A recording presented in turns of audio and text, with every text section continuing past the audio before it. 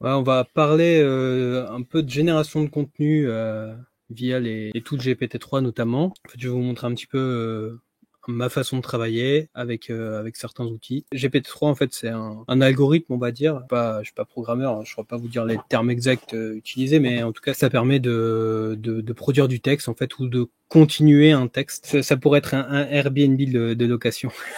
Oui, c'est vrai qu'il y a énormément d'outils. Forcément, tout le monde cherche le meilleur tool. Si vous produisez pas beaucoup de contenu, c'est vrai que investir dans ce type de tool, bah, ça reste plus cher que de déléguer la rédaction si c'est quelques articles par mois. Donc voilà. Donc là, je vais vous montrer un peu Writesonic. Pour l'instant, je vais juste vous montrer le module que j'utilise le plus. Et après, on verra un petit peu les autres modules, sachant qu'ils ont rajouté pas mal de petites choses ces derniers temps. Voilà, ça c'est un peu les plans de Writesonic. Donc voilà, à 15 $ par mois, en fait, vous avez 100 crédits. Après, là, je suis en illimité maintenant, mais je sais qu'avant, ça coûtait 1 crédit chaque action du logiciel. Donc ça coûtait quand même plusieurs crédits pour générer un article en automatique et chaque génération coûtait 1 crédit. Maintenant, ça coûte un demi-crédit, donc c'est un peu moins cher, mais sans crédit, ça peut partir vite. Et c'est pour ça. Après, il y a cet abonnement-là à 45 $. Ça donne pas toutes les fonctionnalités, mais on a un crédit limité, donc déjà on peut commencer à s'amuser avec. Et là, il va me générer des idées. Donc c'est pour ça, en fait, on peut rentrer simplement un mot-clé et obtenir des idées de contenu autour. Et donc là, on voit, il nous a donc généré plusieurs idées d'articles, mais on voit donc il génère à peu près 4, 5 à 6 propositions, ça va dépendre un peu des sujets. Mais voilà, c'est vrai qu'il y a certains rédacteurs où GPT-3 fait mieux. Et même s'il est imparfait, en fait, on retrouve des fois moins d'erreurs ou moins de contresens que chez certains rédacteurs. Ok, donc là j'ai mon titre. Donc à chaque fois je peux modifier en fait les différents aspects. Éventuellement je peux retoucher mon introduction si besoin. Et je lui dis de me générer les outlines. Donc les outlines, c'est là où il va nous générer donc les sous-titres, un plan en fait d'articles. Partie là, select individual outline. Ça veut dire qu'en fait on peut même composer son plan avec plusieurs plans maintenant. C'est pas mal ça, ça pourrait être pratique également, pour affiner un peu plus. Du coup, donc là, j'ai choisi mon plan. Là, maintenant, je peux faire une réorganisation si besoin. Je peux en ajouter ou en supprimer. Normalement, c'est limité à 10. Et voilà, donc là, on a l'article. Alors eux, ils disent avant ils disaient pas, maintenant ils disent c'est un draft, donc un brouillon en fait à retoucher.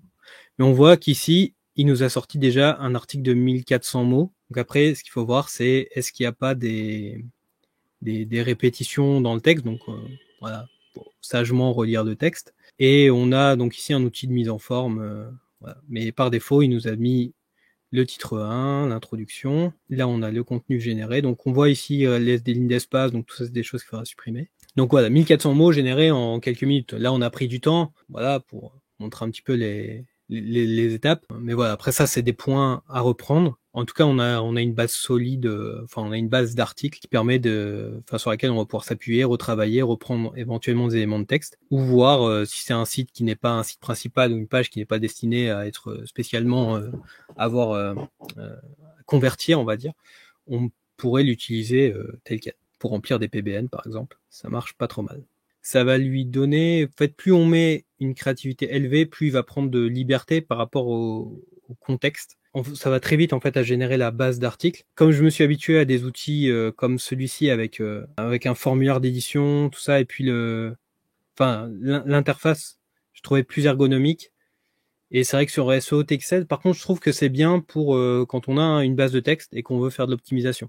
Mais après, je trouve qu'en termes d'ergonomie d'interface et de facilité d'utilisation, Jasper, oui, ça reste pour moi le numéro un peu des outils. Par contre, si vous êtes plutôt dans une optique SEO, voilà, j'ai besoin de générer du contenu pour mes PBN, pour relancer des expis rapidement, Writesonic est pour moi plus intéressant pour gagner vraiment du temps. On génère un article ou une base d'articles sur Writesonic et on ajuste un peu le contenu et on peut l'envoyer. Si le contenu est propre, lisible, il n'y a pas de raison qu'il soit refusé par la personne qui édite le site. Sur Writesonic, ça m'arrive régulièrement de sortir un texte et de me dire ouais, il est pas mal quoi. Il aurait pu être rédigé par une personne.